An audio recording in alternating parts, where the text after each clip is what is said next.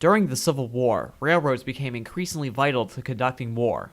As Dr. Stephen Berg explains, it's one of the first major conflicts where troops and supplies are being transported by train. And so it gives a huge advantage in terms of being able to move troops and equipment quickly, and ideally to get them into a position where they're going to be advantageous when it comes time for battles. The Cumberland Valley Railroad would become crucial to the Union war effort. In the outbreak of the war, thousands of soldiers were transferred via the Cumberland Valley Railroad to Harrisburg, where they would train in Camp Curtin. From all over, and you need a way that will get them into one centralized location pretty quickly, and the railroad is an easy way to do that. In the fall of 1862, General Robert E. Lee's Northern Virginian Army made its first attempt in invading the North. To stop the Confederate advance, the Union Army called upon the Cumberland Valley Railroad. Secretary of War Edward Stanton actually sends a specific request to the Cumberland Valley Railroad to move equipment as fast as it possibly can from Harrisburg down to Hagerstown. From September 16th until the 18th, the Cumberland Valley Railroad delivered ammunition that would be used in the Battle of Antietam.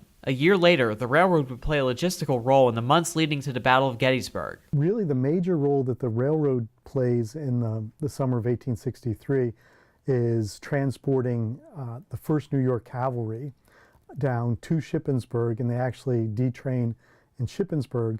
The 100-man cavalry was tasked to stall the advancing Confederate army, while further up the line, Union soldiers were preparing Harrisburg for the invasion. The Union soldiers also took steps to protect the Cumberland Valley Railroad. The Union is concerned about losing control of the railroad lines and actually take steps to blow up the bridges, the railroad bridges across the Susquehanna, if the Confederates got as far as the river. While the Confederate Army never made it to Harrisburg, they did take measures of their own to disable the Cumberland Valley Railroad during their 2 northern invasions. But particularly, there's a bridge over the Conococheague, the Cumberland Valley Railroad bridge there, that they actually destroyed as part of the invasion of the valley. A rail yard in Chambersburg was also destroyed during the invasion. In the years following the Civil War, the Northern states enjoyed an era of prosperity, and as John Klinger of the Mechanicsburg Museum Association states, the railroad felt the economic impact as well. All up and down the line, there were improvement to the rails.